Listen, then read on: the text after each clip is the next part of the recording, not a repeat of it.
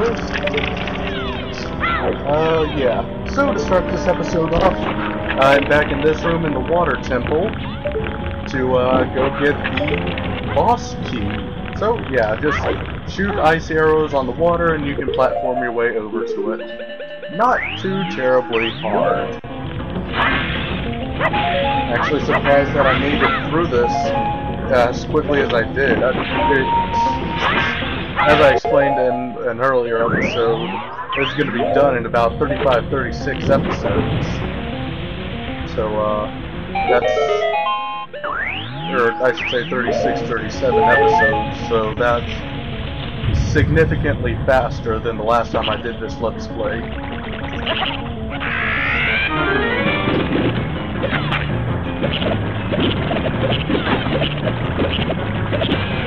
Anyways, this is this mini-boss. It's the gecko. Just chase him around and attack him. There you go.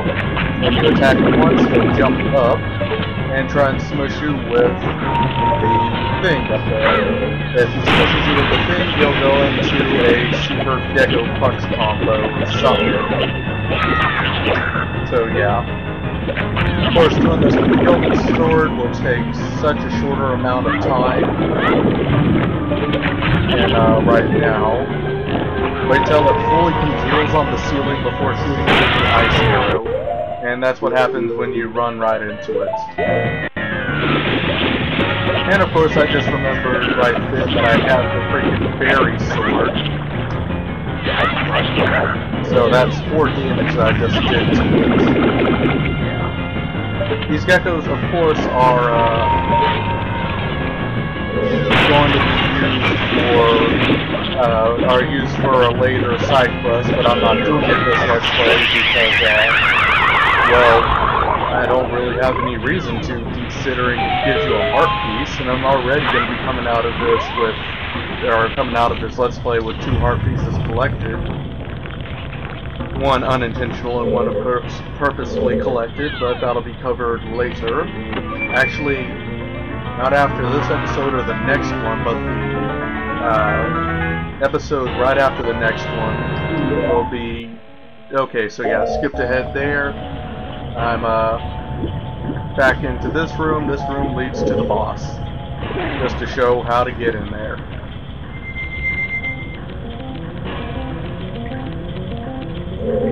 Obviously over there the boss room, but yeah, like I was saying, I'll explain it not in this episode or the next one, but one right after the next one. So yeah, once you have the green one activated all the way through, just move this, and now we can make it to the boss.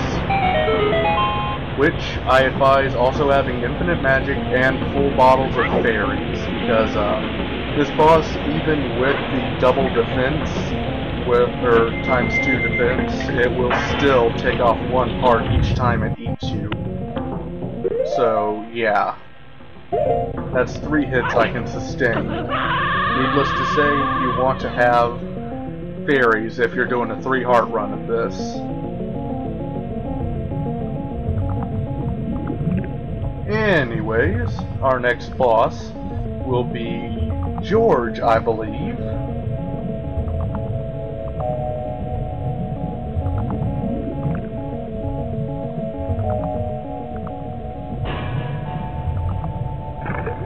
Go on and swim up, baby. Make you into some sushi. Yep, George. Gargantuan masked fish. And this is what it does. It eats you, takes 1 heart off if you got double defense, 2 if you don't have double defense. So we can do some serious damage. This is one of the only ways to kill him. Kill him either by doing this, shooting him with arrows, or doing or using the Aristide mask. Something to note, when you start swimming in a circle around you, just swim straight forwards. Just do that and keep swimming in circles around him while he's swimming in circles. That's what's going to happen. Because in order to stun him, what you have to do is hit him with that shield on his head while you're in the water. Other ways to stun them would be to hit them with a bow and arrow. Or, of course, like I said, anything you do, you're going to need to hit them in the head with. This is the easiest way to do it, and I die. Luckily, I've got 5 bottles of fairies. I won't be getting the 6th bottle until I beat the next boss. And of course do the side quest to get said bottle. But yes, if you start swimming around in a circle, just swim straight forwards and you should do just fine. If you head to this, you'll be dead soon enough. Oh damn, 2 for me. And yeah, that takes care of George. Next up, I will be skipping ahead to the mini-boss that gives you the boss key in Snowhead Mountain.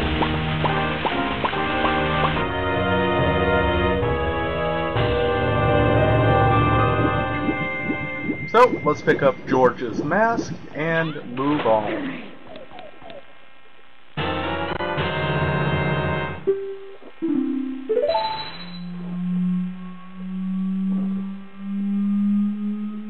But first things first, we get a cutscene.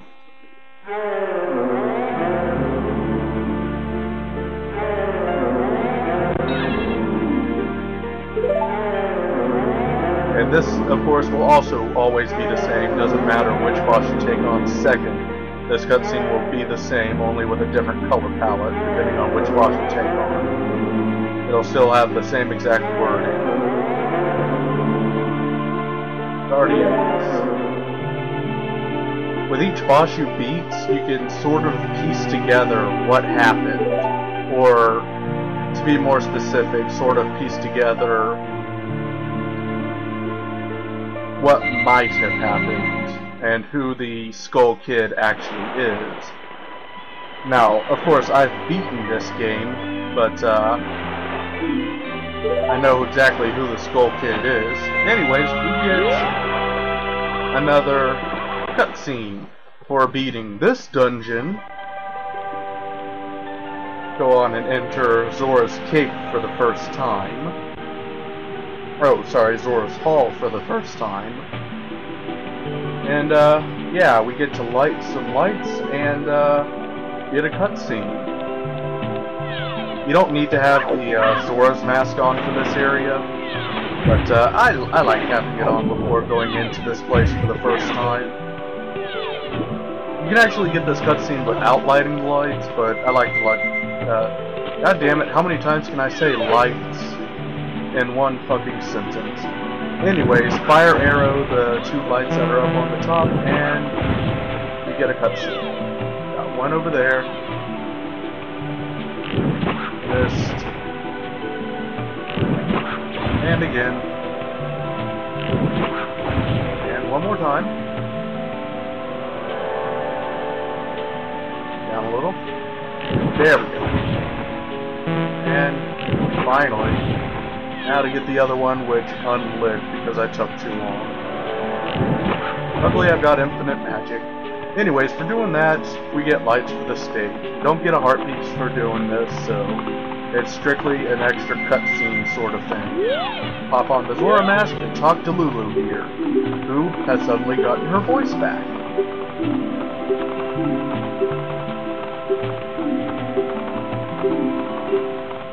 And cutscene. 1, 1, oh, 2, 3. There we go.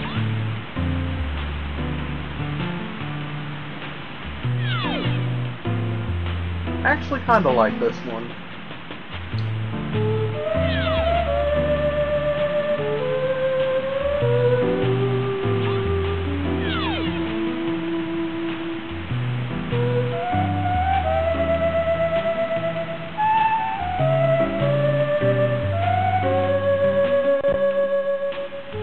Anyways, yes. Then if you talk to Lulu again, teabagger. Anyways, cut ahead, going up these steps right here that lead to the boss room. Nope, not quite the boss room. But, yeah, you're gonna need to, go through here. don't actually have to come through here. In fact, this isn't the way they expect you to get to the mini-boss room, but this is the way I've always taken it. So we jump across here. The mini-boss room is down to the right of here.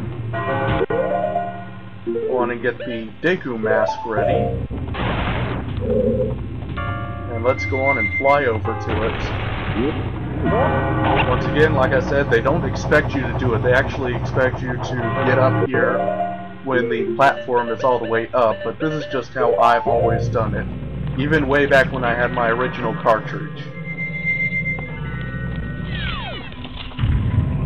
Anyways, we gotta fight this guy one last time.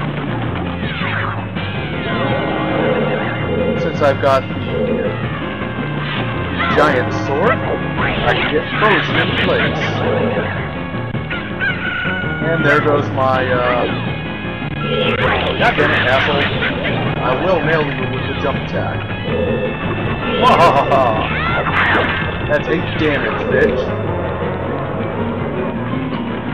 Yeah, this guy doesn't take too terribly much to take out.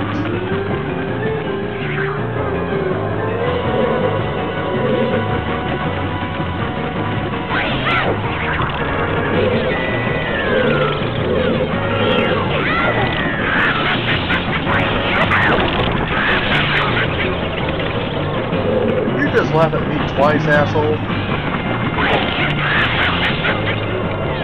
Yeah, pretty much at this point, once he starts doing that whole thing, just get into one corner and nail him with a fire arrow, or light arrow if you have it. But for doing that, we get, of course, the boss key.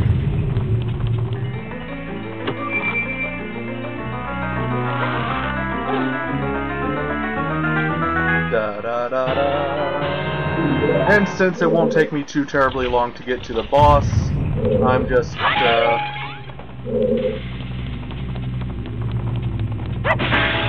audio's quite a bit of the ways off. But yeah, like I was saying, since it won't take me too long to get to the boss, let's go on and come back here, because it's the same exact path to get to the boss. I had to do some heavy editing on this boss because for some reason my capture card was fucking up. Like, I got some serious lag in the game. I had to pause the recording and and just keep pausing and unpausing it until the lag stopped. Anyways, we got George right there. No, sorry, Gods. Even though I like calling him Goats. Alright, Goat, let's release you. Sorry again about the audio distortion. Not much I can do about that in this late in the episode. I mean, I could go back through and re-record this section, but I really don't want to.